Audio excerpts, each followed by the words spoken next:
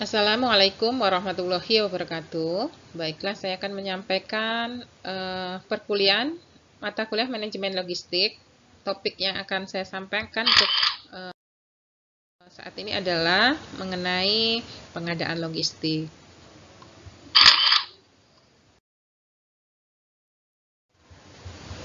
Kita lihat terlebih dahulu pengadaan logistik. Definisi pengadaan logistik yaitu serangkaian kegiatan untuk menyediakan logistik sesuai dengan kebutuhan, baik yang berkaitan dengan jenis dan spesifikasinya, jumlah, waktu maupun tempat, dengan harga, dengan sumber yang dapat dipertanggungjawabkan. Jadi kalau kita lihat dari definisinya bahwa kepengadaan logistik itu adalah berkaitan dengan jenisnya, jenis logistiknya apa. Misalkan kita ingin membeli logistik untuk kegiatan penunjang, misalkan jenisnya, laptop itu jenisnya apa, spesifikasinya apa. Biasanya kan ada spesifikasi layarnya, kemudian memorinya berapa, kemudian banyak lagi kan ya, spesifikasi yang ada di barang tersebut. Kemudian jumlahnya yang akan kita beli berapa, waktunya kapan, tempatnya itu di mana, harganya berapa, terus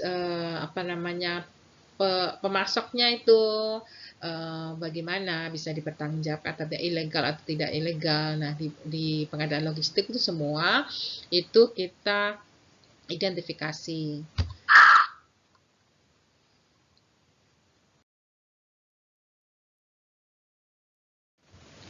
Nah, cara-cara pengadaan logistik yang biasa sering dilakukan itu adalah membeli, ya, bisa dilakukan dengan membeli, kemudian bisa dilakukan dengan meminjam, menyewakan, kemudian membuat sendiri, menukarkan, kemudian substitusi, kemudian pemberian atau hadiah, perbaikan atau rekondisi. Kemudian sistem pengadaan logistik ini tentunya tiap lembaga atau institusi itu berbeda-beda. Tapi secara teoritis sistem pengadaan itu dikelompokkan menjadi 3, yaitu sentralisasi, desentralisasi, dan campuran. Kita lihat satu persatu.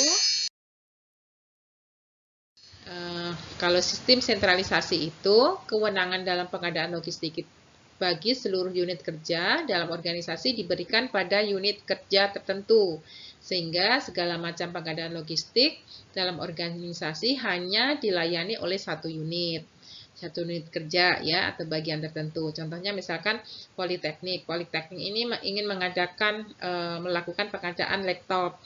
Nah, kalau pengadaan laptopnya dilakukan oleh satu unit bagian, itu disebut dengan sentralisasi. Misalkan di bagian pengadaan, misalkan di bagian rumah tangga, kan definisinya banyak ya, Politeknik ya.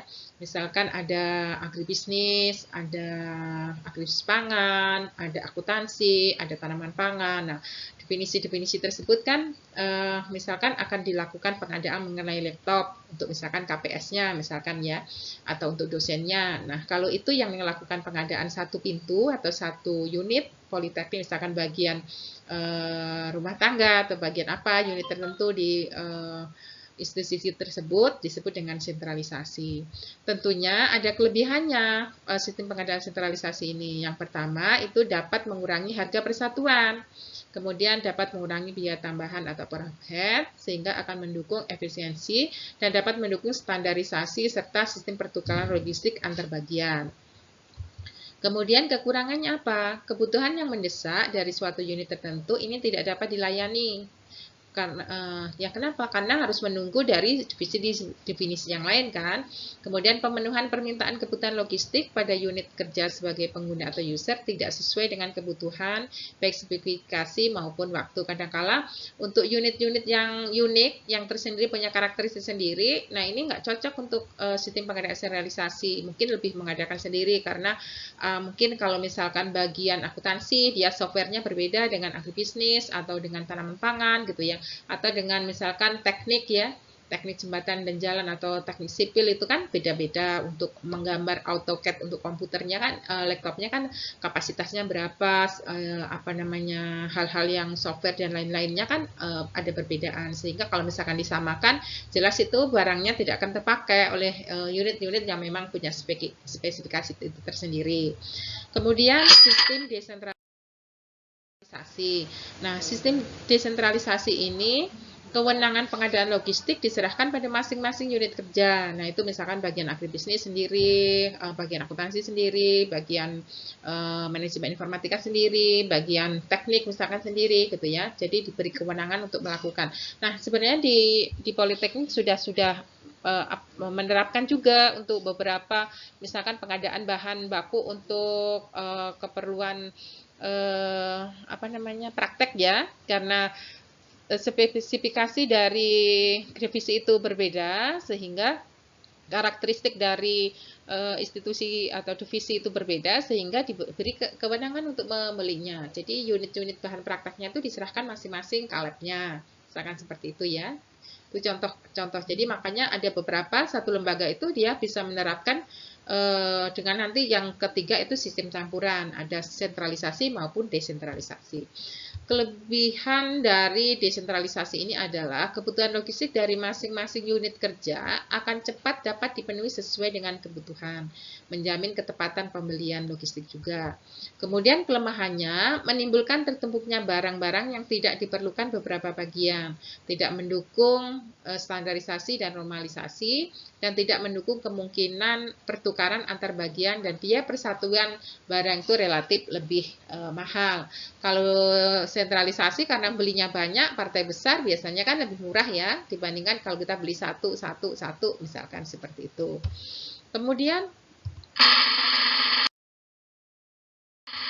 sistem campuran, berarti sistem campuran ini mengkombinasikan sistem pengadaan logistik dengan cara sentralisasi dan desentralisasi, mencari kelebihan-kelebihannya. Jadi apa namanya, sebuah lembaga tentunya kadang-kala dia mengacu tidak hanya satu sistem pengadaan tapi mengkombinasikan. Contoh Ibu sampaikan tadi Politeknik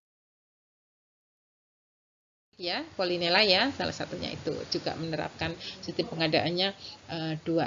Kemudian perencanaan pengadaan dan penentuan kebutuhan. Nah, ini adalah kegiatan pemikiran. Pemikiran itu berarti kan abstrak ya, dipikirkan, diteliti gitu ya, penelitian, perhitungan dalam upaya untuk mengadakan kebutuhan logistik baik berkaitan dengan penentuan kebutuhan, cara-cara pengadaan maupun aturan-aturan yang harus diperhatikan dan dipatuhi dalam pelaksanaan pengadaan logistik. Nah ini jadi pengadaan logistik itu tentunya ada peraturan, apalagi kalau pengadaan logistiknya jumlahnya besar gitu ya. Nah itu di dalam pengadaan ada aturan mainnya, pemerintah itu juga ada undang-undang untuk pengadaan ya. Apakah pakai pembelian langsung, penunjukan langsung, atau pakai lelang, atau tender ya. Nah itu harus dipahami peraturan-peraturan yang adanya. Kemudian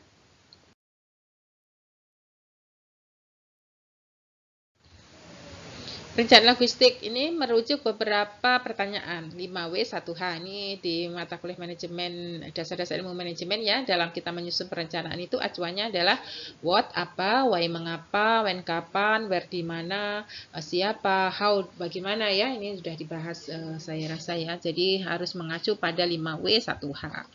Kemudian faktor-faktor yang diperhatikan dalam menentukan dan menetapkan kebutuhan logistik.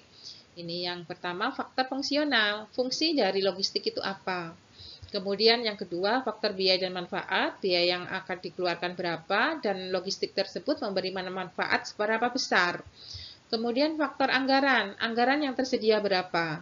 Kemudian faktor keamanan dan kewibawaan atau prestis. Jadi logistik itu misalkan kalau ini hubungannya misalkan ya, contoh untuk pengadaan rumah dinas atau yang biasa hubungannya dengan kewibawaan itu misalkan mobil ya, pengadaan mobil dinas misalkan.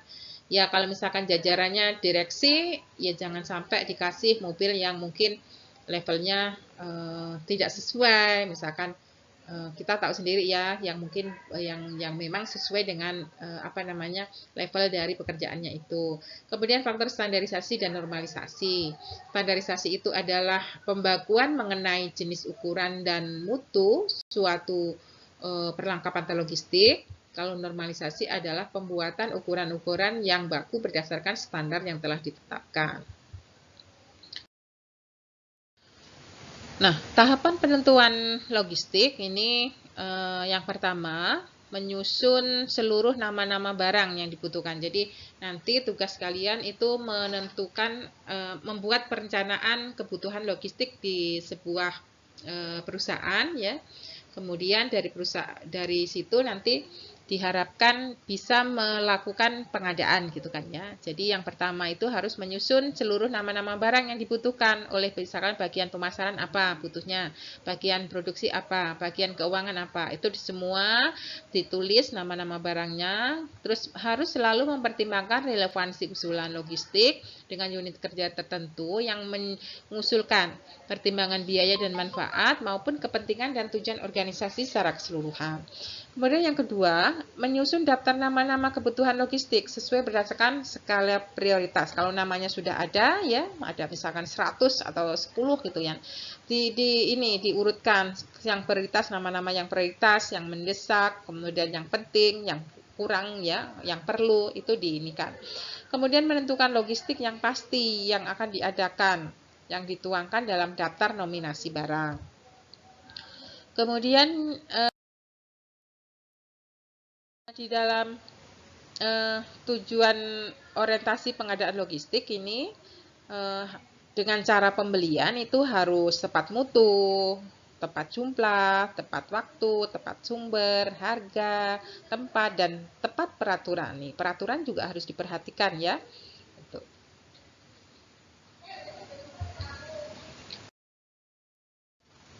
Mungkin demikian saja yang Ibu sampaikan. Terima kasih. Saya akhiri. Wassalamualaikum warahmatullahi wabarakatuh.